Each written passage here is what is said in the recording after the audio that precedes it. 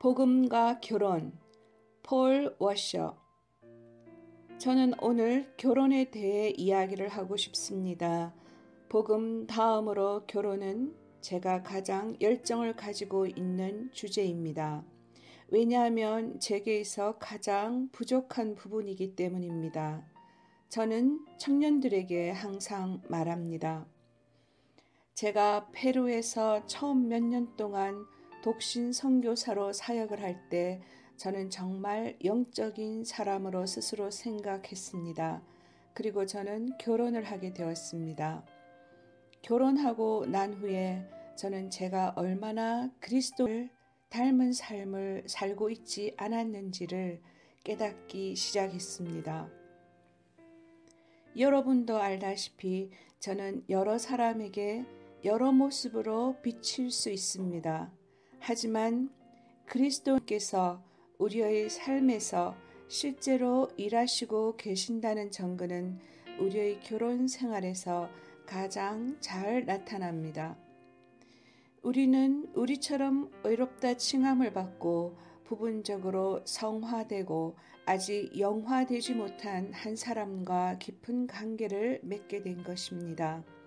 그렇기 때문에 결혼 생활에는 우리 자신의 모습이 있는 그대로 나타나게 됩니다. 제가 결혼에 대해 말씀을 전하고 싶은 또 다른 까닭은 바로 제 자신이 가장 절실하게 들어야 하는 말씀이기 때문입니다. 성경은 가정에서 아버지의 책임을 강조합니다. 여러분, 교회는 여러분의 아내를 예수님의 제자로 만들 책임이 없습니다. 교회는 여러분의 자녀들을 가르칠 책임이 없습니다. 여러분께서 떠맡기신 것입니다. 여러분께서 하질 않으시니까요. 어떤 신사분께서 제가 목회하고 있는 교회에 오셔서 물으셨습니다.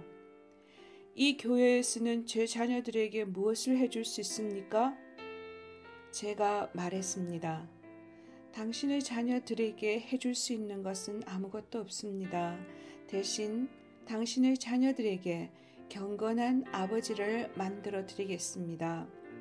그리고 만약 당신께서 이 교회에 다니게 되신다면 당신은 당신의 아내를 예수님의 제자로, 당신의 자녀를 예수님의 제자로 양육할 책임을 지게 되실 것입니다.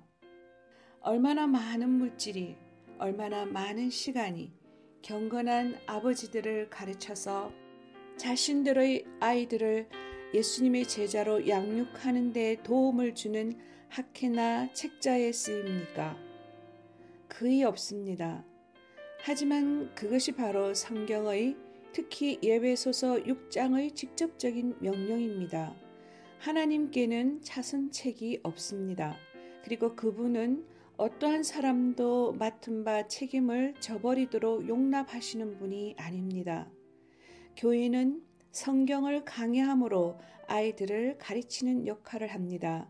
하지만 우리들의 교회 안에서 아이들과 청소년들을 위한 행사나 프로그램이 지나치게 많다는 것은 단지 우리의 죄가 얼마나 흉악한지를 선명하게 드러낼 뿐입니다. 제게 있어 첫 번째 의무는 바로 제 아내를 위해서 하나님의 사람이 되는 것입니다. 제게 있어 두 번째 의무는 바로 제 아이들을 위해서 하나님의 사람이 되는 것입니다. 그리고 이건 여러분들의 의무이기도 합니다. 이제 결혼에 대해 이야기하도록 합시다. 로마서 8장 28절 하나님을 사랑하는 자, 곧 그분의 뜻대로 부르심을 받은 자들에게는 모든 것이 합력하여 선을 이룬다는 것을 우리는 안다. 29절 하나님께서 미리 아신 자들을 그 아들의 형상을 본받게 하기 위하여 또한 미리 정하셨으니 이는 그 아들이 많은 형제 가운데 맏아들이 되게 하시려는 것이다. 한 청년이 제 사무실로 들어와 제게 말했습니다. 목사님, 저는 누구랑 결혼하고 싶어요. 제가 묻습니다. 알겠습니다. 그런데 왜입니까? 아니, 일단 그녀는 아름답고요. 그녀 곁에 있고 싶고요. 우리 서로 잘 맞아요. 싸우지도 않고요. 그리고 제가 그녀와 함께 있을 때 저는 제가 마치 완전해진 것 같은 기분이 들고요. 그 청년은 계속해서 말합니다. 마침내 그가 말을 마쳤을 때 저는 그를 바라보면서 말했습니다. 제가 당신을 잘 이해했는지 모르겠군요. 그러니까 당신은 이 여자가 당신의 이기적이고 자기 중심적인 필요와 욕구를 전부 채워주기 때문에 결혼하고 싶은 것이라는 겁니까? 그러자 그가 손사래를 치며 말했습니다. 아니에요. 제 말은 그게 아니에요. 제가 말했습니다. 제가 생각하기에는 그 말이 맞는 것 같습니다. 당신은 이 여자가 아름답기 때문에 결혼하고 싶다고 했습니다. 그녀가 그 아름다움을 잃으면 그땐 어떻게 할 것입니까? 만약 그녀보다 더 아름다운 여자가 당신에게로 온다면 어떻게 할 것입니까?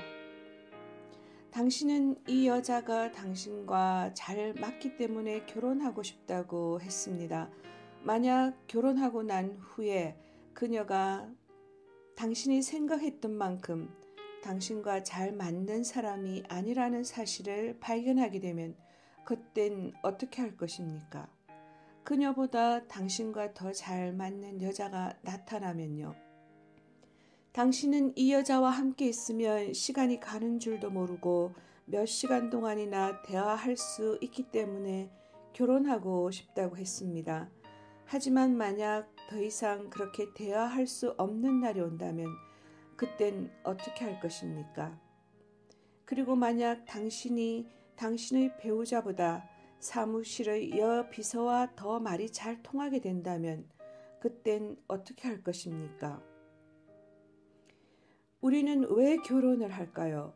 많은 이유들이 있지만 저는 오늘 여러분에게 가장 본질적인 이유를 알려드리고자 합니다. 첫 번째, 결혼은 하나님께로부터의 신성한 부르심입니다. 결혼은 그분의 딸들 중 한 명의 유익을 위해 당신의 생명을 내어놓으라는 하나님의 신성한 부르심입니다. 비록 당신이 얻는 것이 아무것도 없다 할지라도 말입니다. 결혼의 가장 근본적인 기반은 얼마나 당신의 배우자가 당신과 죽이 잘 맞는지, 혹은 얼마나 그 사람이 당신의 필요를 채워주는지, 혹은 그 사람에 대해 당신이 어떤 감정을 느끼는지가 아닙니다. 결혼의 기반과 기초는 바로 당신의 생명을 그 여자를 위해서 내어놓아야 한다는 사실을 자각하는 것입니다. 네, 바로 이 특별한 한 여자를 위해서요. 비록 많은 부분에서 부족하지만 저는 제가 말씀을 가르치도록 부르심을 받았다는 것을 압니다. 그리고 저는 제 목숨이 붙어 있는 한 이 부르심을 멋대로 내려놓을 수 없다는 것도 압니다. 저는 이 일을 위해서 부르심을 받았습니다. 하지만 그것만큼이나 제가 말씀을 가르치도록 부르심을 받은 만큼이나 저는 전능하신 하나님께로부터 그분의 딸을 위해서 제 생명을 내어놓으라는 부르심을 받았습니다. 저는 멋대로 이 부르심 또한 내려놓을 수 없습니다. 말씀을 가르치라는 부르심을 물을 수 없는 만큼이나 그분의 딸을 위해 제 생명을 내어놓으라는 이 부르심 또한 물을 수 없는 것입니다. 결혼식 때 제가 하나님께 또 제 아내에게 네라고 대답했던 순간 저는 이 행성의 모든 이들에게 아니요 라고 말한 것입니다. 결혼은 당신에게 우리 주님께서 명령하신 제자도를 위해 가장 힘들면서도 가장 중요한 기회를 제공해 줄 것입니다. 그때에 예수께서 자기 제자들에게 말씀하셨다. 누구든지 나를 따라오려거든 자기를 부인하고 자기 십자가를 지고 나를 따르도록 하여라. 누구든지 자기 목숨을 구원하려고 하는 자는 그것을 잃을 것이요 누구든지 나를 위하여 자기 목숨을 잃는 자는 그것을 찾을 것이다. 사람이 온 세상을 얻고도 자기 목숨을 잃는다면 무슨 유익이 있겠느냐? 사람이 자기 목숨의 대가로 무엇을 주겠느냐? 인자가 아버지의 영광 가운데 그의 천사들과 함께 올 것이니 그때 각자에게 그 행위에 따라 갚아줄 것이다. 여러분들께 묻습니다. 목숨을 잃어본 적이 있습니까? 여러분들은 선교사들이 아닙니다. 여러분들은 외지에 나가서 입맛에 맞지 않는 음식을 먹어야만 하고 또 육체적이고 정신적인 고통을 겪어야 하는 그런 선교사들이 아닙니다. 여러분들은 지금 미국에서 살고 있습니다. 교회에 나가는 것 때문에 핍박을 받지도 않습니다. 여러분들은 무슨 대가를 지불했습니까? 말해 보십시오. 무슨 대가를 지불했습니까? 일요일 아침이요? 텔레비전 프로그램 몇 개 못 보는 거요? 대체 무슨 대가를 치렀습니까? 여러분들은 어디서 우리 주님께서 명령하신 제자도를 위한 기회를 찾습니까? 어디서 그런 기회를 찾는지 제가 말씀드리겠습니다. 하나님께서 그분의 섭리 가운데서 당신의 인생 안에 끌어들이신 다른 사람과의 관계 속에서 그 기회가 있습니다. 즉, 가정의 십자가를 지십시오. 젊은 청년 한 명이 제게 왔습니다. 그 청년은 중국에 미쳐 있었습니다. 중국 선교사가 되고 싶습니다. 중국 사람들을 위한 선교사가 되고 싶습니다. 이상하게도 중국 사람들이 좋습니다. 중국 선교사가 되고 싶습니다. 제 심장은 중국에 있습니다. 라면서 저를 만날 때마다 노래를 불렀습니다.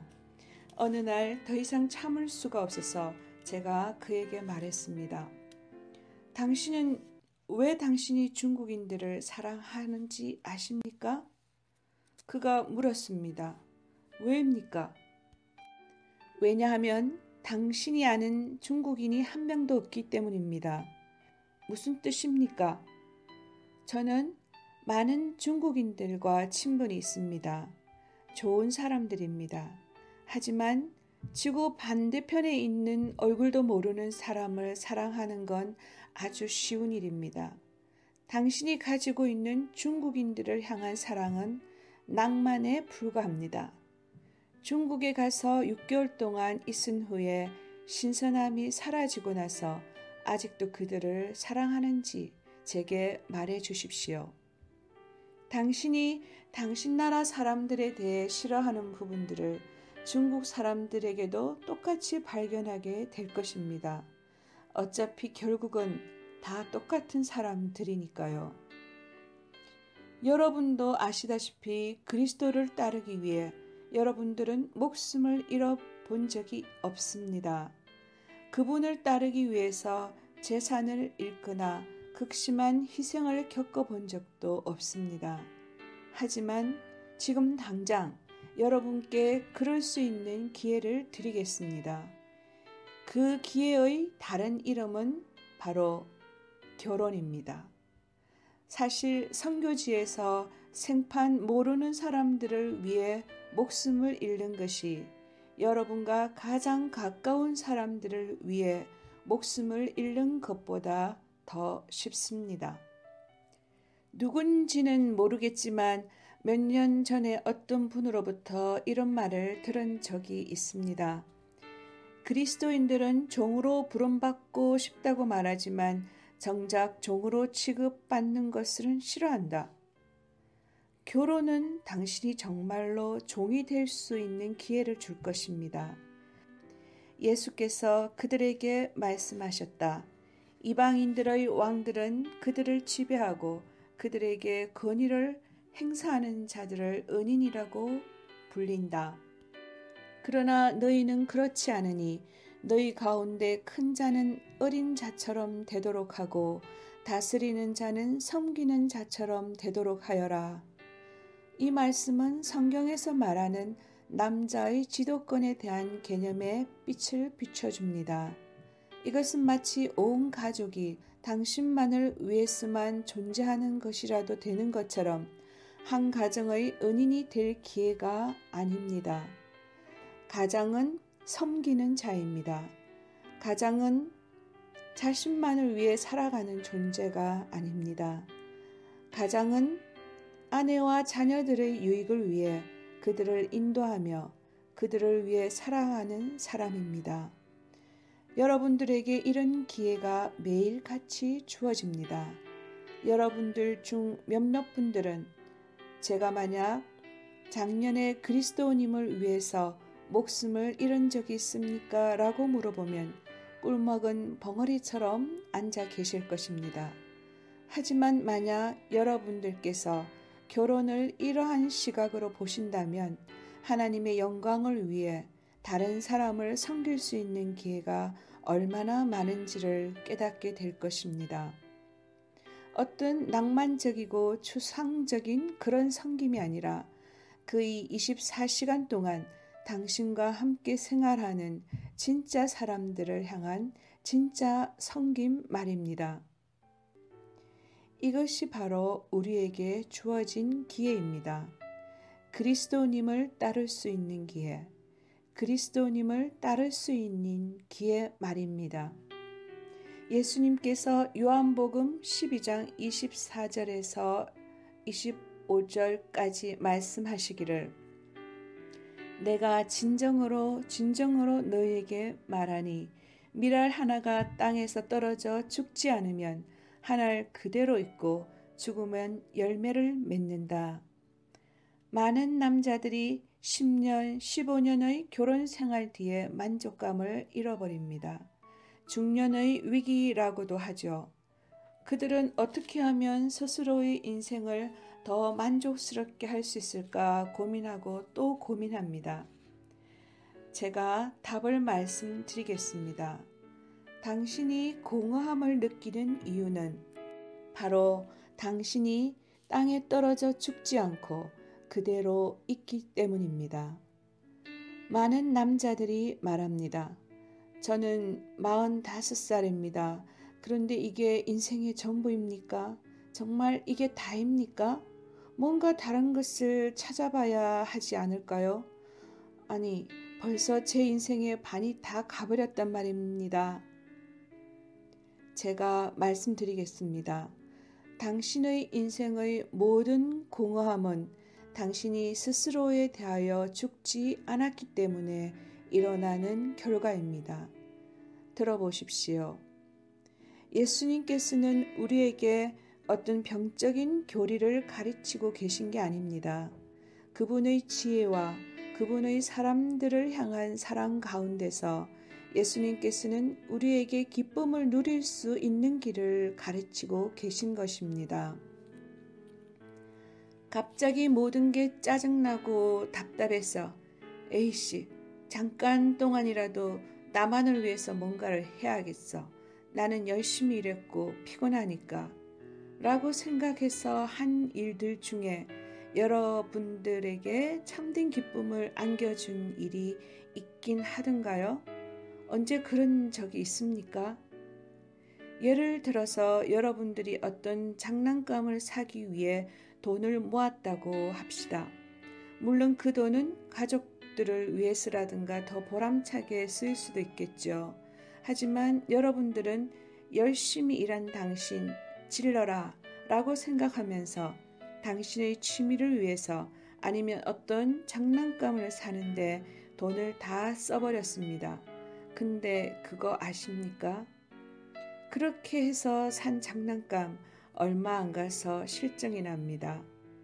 얼마 안 가서 다시 불만족스러움을 느끼게 됩니다. 뭐 하나 여쭈어 보겠습니다. 당신은 언제 그리스도를 섬기기 위해 당신의 생명을 내어준 적이 있습니까? 그리고 그렇게 함으로써 마치 폭발할 것과도 같은 엄청난 기쁨을 느껴본 경험이 있으신가요? 이것은 마치 한 영혼을 구령하는 것과도 같습니다. 그렇지 않습니까? 어떤 사람에게 가서 예수님을 증거하라는 성령님의 목소리에 순종해서 설사 그 사람이 당신을 비웃고 조롱한다고 해도 단지 그리스도님을 섬겼다는 이유 하나만으로 공중에 붕 떠 있는 것처럼 기뻤던 경험이 있으십니까? 예수님께서 생명의 길을 가르치고 계십니다. 밤에 잠들기 위해 침대 위에 고단한 몸을 눕혔을 때 하루를 돌아보면서 전제와 같이 아내를 위해, 아이들을 위해, 그리스도 안에서의 형제 자매들을 위해 당신 스스로를 부어드렸다는 사실을 알 때 그때 당신의 끝을 모르는 기쁨을 느낄 것입니다. 바울 사도께서는 빌립보서 2장 3, 4절에서 아무것도 다툼이나 허영으로 하지 말고 겸손한 마음으로 서로 다른 사람들을 자기보다 낮게 여겨라. 각자 자기 자신의 일을 돌아볼 뿐만 아니라 다른 사람의 일도 돌아보아라 라고 말씀하십니다. 그분께서 어떻게 하면 기쁨을 누릴 수 있는지 진정한 만족을 가르치고 계시는 것입니다. 여러분도 알다시피 무수한 많은 결혼 정보 회사들이 눈에 띕니다. 이 하모니도 그렇고요. 심지어는 기독교인들만을 위한 결혼 정보 회사들도 있더군요. 와, 이건 정말 하나님의 섭리에 대한 믿음입니다. 가끔 사람들이 저를 찾아와 이런 기독교 결혼 정보 회사들에 대해 질문하곤 합니다. 성경적이냐고요? 그러면 저는 그렇지 않습니다. 하지만 당신이 생각하는 이유와는 다를 겁니다. 라고 대답합니다. 사람들은 이러한 기독교 결혼 정보 회사들이 비성경적인 이유가 바로 신자들이 하나님의 섭리를 믿지 않는다는 등 여러 가지 이유를 댑니다. 하지만 저는 이렇게 생각합니다. 기독교 결혼 정보 회사들은 분명히 비성경적입니다. 왜냐하면 이들은 서로 잘 맞는 두 사람을 결혼시키기 위해 노력하기 때문입니다. 그러면 사람들이 말합니다. 무슨 뜻입니까? 대개 하나님의 의도는 그게 아니라는 겁니다. 찰떡궁합은 거짓말입니다. 하나님께서는 대개 그의 당신의 눈을 멀게 만드실 것입니다. 하나님께서는 당신과 잘 맞지 않을 뿐만 아니라 당신이 그 사람으로부터 강함을 기대하는 부분이 굉장히 부족한 사람을 당신과 붙여 깊은 관계 속에 들어가게 하십니다. 아니, 왜 하나님께서 그러실까요? 우리를 싫어하기라도 하시는 걸까요? 예레미야 선지자님께서 말씀하셨던 것처럼 오 주님, 주님은 저를 속이셨고 저는 속아 넘어갔습니다. 하나님께서는 왜 그러실까요? 그 이유를 말씀드리겠습니다. 본문 말씀인 로마서 8장 28절과 29절 말씀을 기억하시기 바랍니다. 하나님께서 그분의 섭리 안에서 그분의 자녀들에게 하시는 모든 일의 목적은 바로 그분의 자녀들로 하여금 그리스도 예수님의 형상을 닮아가게 하시는 것입니다. 자, 여러분께서는 예수님의 형상이라고 할 때 어떤 특징들이 가장 먼저 떠오르십니까? 저는 다음 세 가지가 가장 먼저 떠오릅니다. 무조건적인 사랑, 자비, 은혜. 만약 예수님을 닮아가는 게 구체적으로 어떤 것이냐고 제게 물으시면 저는 이 세 가지를 닮아가는 것이라고 말할 것입니다. 여러분들께 묻습니다. 만약 당신이 원하는 모든 조건을 다 갖춘 사람과 결혼했다면 당신은 어떻게 무조건적으로 사랑하는 방법을 배울 것입니까? 질문입니다. 만약 당신이 당신을 한 번도 실망시킨 적도 없고 당신에게 한 번도 어려움을 준 적도 없고 당신에게 한 번도 죄를 지은 적도 없고 항상 자신의 죄를 인정하고 용서를 구하는 그런 배우자와 결혼을 했다면 당신은 어떻게 자비, 간용, 오래 참음, 연민을 배울 수 있을 것입니까? 만약 당신이 항상 당신으로부터 좋은 대우를 받을 만한 자격이 있는 사람과 결혼했다면 당신은 어떻게 자격 없는 사람에게 베푸는 은혜를 배울 것입니까? 무슨 뜻인지 아시겠습니까? 제 말을 들어보십시오. 저는 결혼의 첫째 되는 목적이 바로 당신을 그리스도 예수님의 형상에 닮아가도록 성화시키는 것이라고 생각합니다. 결혼은 성화에 있어 가장 위대한 길입니다. 당신은 당신이 원하는 모든 조건을 다 갖추지 못한 사람과 결혼했습니다. 그로 인해 당신은 무조건적으로 사랑하는 방법을 배우는 것입니다. 당신은 자비가 필요한 사람과 결혼했습니다. 그로 인해 당신은 자비를 베푸는 방법을 배우는 것입니다. 당신은 당신의 사랑을 받을 자격이 없는 사람과 결혼했습니다. 그로 인해 당신은 자격 없는 그 사람을 위해 자기 자신을 쏟아붓는 법을 배우는 것입니다. 그로 인해 당신은 당신이 경배 드리는 하나님께 조금씩 더 가까워지는 것입니다. 이해가 가십니까? 당신은 이러한 것들 때문에 하나님께 예배합니다. 하지만 이러한 것들을 다른 이들에게 베풀고 싶어 하진 않습니다. 당신은 은혜를 받기 위해 하나님께 예배합니다. 하지만 당신은 당신의 아내로 하여금 모든 조건을 다 맞추어서 당신의 은혜가 필요 없도록 살게끔 강요합니다. 당신은 무조건적인 사랑을 받기 위해서 하나님께 예배합니다. 하지만 당신은 당신이 원하는 조건에 부합하지 못하는 신의 아내를 향해 화를 냅니다. 만약 당신이 완벽한 배우자를 만난다면 어떻게 되는지 혹시 상상이 가십니까? 당신은 당신의 아내를 흠모하고 여왕처럼 대접하는 한 남자가 될 것입니다. 하지만 그건 오직 당신의 아내가 당신의 모든 필요와 기대를 충족시키기 때문이죠. 당신은 이기적이고 자기 중심적이고 자기밖에 모르는 괴물이 될 것입니다. 당신은 절대로 당신 자신의 진짜 모습을 보지 못할 것입니다. 그로 인해 당신의 진짜 모습으로 인해 회개하지 못하고 은혜를 구하기 위해 예수님께로 가까이 가지 못하게 될 것입니다. 당신의 배우자의 잘못과 실수가 당신으로 하여금 당신 자신의 진짜 모습을 보게 하는 것입니다. 그로 인해 예수님께로 더 나아가게 만들고 성장하도록 하는 것입니다. 제가 무슨 말을 하려는지 이해하시겠습니까? 최악의 결혼은 어쩌면 가장 영적으로 유익할지도 모릅니다. 제 아내와 저는 다릅니다. 제 아내와 저는 매우 다릅니다. 결혼 전에 저는 제 아내와 제가 이렇게 다를 것이라고는 상상도 못했습니다.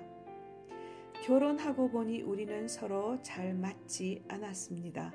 우리는 서로 다른 관심사를 가지고 있었습니다. 이런 일을 닥치면 남자들의 머릿속에 떠오르는 생각이 있습니다. 내가 잘못 골랐구나. 마음껏 웃으셔도 됩니다. 그리고 남자들은 우울해집니다. 왜냐하면 이렇게 다를 줄은 상상조차 하지 못했기 때문입니다. 하지만 이들이 깨닫지 못하는 게 하나 있습니다. 당신의 아내와 당신 사이의 불화가 이 결혼이 바로 하나님께서 하신 일이라는 가장 큰 증거 중 하나라는 사실입니다. 하나님께서는 이 결혼을 통해 당신에게 사랑하는 방법을 가르쳐주고 싶으신 것입니다. 왜냐하면 당신이 예수님을 닮고 싶다고 기도한 적이 있기 때문이죠. 아마 당신이 지금까지 한 말 중에서 가장 위험한 말이었을 겁니다. 주님, 어떠한 대가를 치르더라도 좋으니 예수님을 닮아가게 해주십시오 라고 당신이 기도하면 하나님께서는 알았다, 각오해라 라고 하십니다. 그분께서는 충분히 강한 배우자와 충분한 은혜를 주셔서 미성숙하고 하나님의 진정한 역사를 잘 깨닫지 못하는 결혼 초기를 잘 지나갈 수 있도록 하십니다. 하지만 사실 하나님께서는 당신의 배우자가 가지고 있는 당신이 끔찍히 싫어하는 그 단점조차도 오케스트라를 지휘하는 지휘자처럼 그분의 섭리 아래서 허락하신 것입니다. 당신이 그로 인해 더 예수님을 닮아가고 당신의 배우자가 당신의 조건들을 충족하지 못할 때조차도 그 혹은 그녀를 사랑하는 법을 배우기를 원하시는 것입니다. 요즘 많은 사람들이 참 좋습니다. 그들은 결혼을 하고 자신의 아내가 자신이 생각했던 것과 많이 다르다는 사실을 발견하게 되고 그녀와 싸우게 돼도 이혼은 절대 안 된다고 합니다. 다행입니다. 이혼은 안 되고 그냥 이렇게 사는 수밖에 라고 체념을 합니다. 하지만 그들의 마음은 이미 그들의 아내와 이혼을 했습니다. 아내는 아내대로 자기 인생을 살고 남편은 남편대로 자신의 인생을 삽니다. 밤이 돼서 침대에 누워도 서로 등을 돌리고 잡니다. 남편은 아내를 더 이상 신뢰하지 못하고 아내도 남편을 더 이상 신뢰하지 않습니다. 그 남자는 내가 잘못된 결정을 내리긴 했지만 이제 와서 어떻게 할 수는 없으니까 라고 생각하면서 하루하루 살아갑니다. 그들의 결혼에 목적의식이 있습니까? 목적이 없다면 왜 결혼 생활을 유지할까요? 괜히 그렇게 마음고생하는 것보다는 이혼하는 게 낫지 않을까요? 이건 사단의 거짓말입니다. 절대로 괜한 마음고생이 아닙니다. 설사 결혼 생활에 문제가 있다고 해도 모든 신자의 결혼에는 분명한 목적이 있습니다. 보십시오. 예수님께 순종을 다짐하십시오. 문을 열고 집으로 들어가서 당신의 아내를 위해 생명을 내어 주십시오. 그녀가 당신의 아내인 이유는 당신을 성화하기 위함입니다. 제가 이 책을 추천하는 것 때문에 아마 저를 싫어하게 되실 텐데요. 스터트 스콧의 모범적인 남편이라는 책입니다.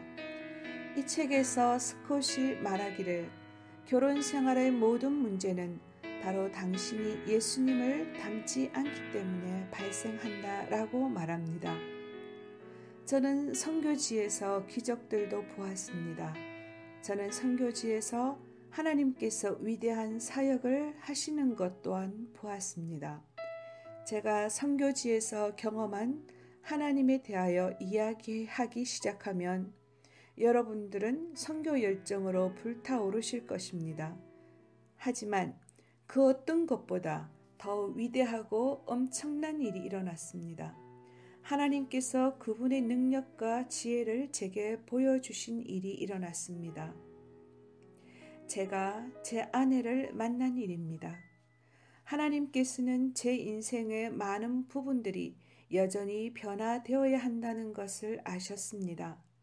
비록 아주 느리게 성장하고 있지만 저는 분명히 예수님을 점점 닮아가고 있습니다. 이게 다 하나님께서 제 아내를 제 인생에 보내주셨기 때문입니다. 제 아내가 아니었다면 제 인생의 많은 부분들은 여전히 변화되지 않았을 것입니다. 제 인생의 많은 부분들은 여전히 그리스도 발 앞에 복종되지 않았을 것입니다. 여러분은 스스로에게 물어봐야 합니다. 여러분, 심지어 기독교 결혼 상담가들조차 오해하고 있습니다. 그들은 결혼이 천국의 한 조각을 떼어 이 땅에서 누리는 것이라고 여러분에게 말할 것입니다.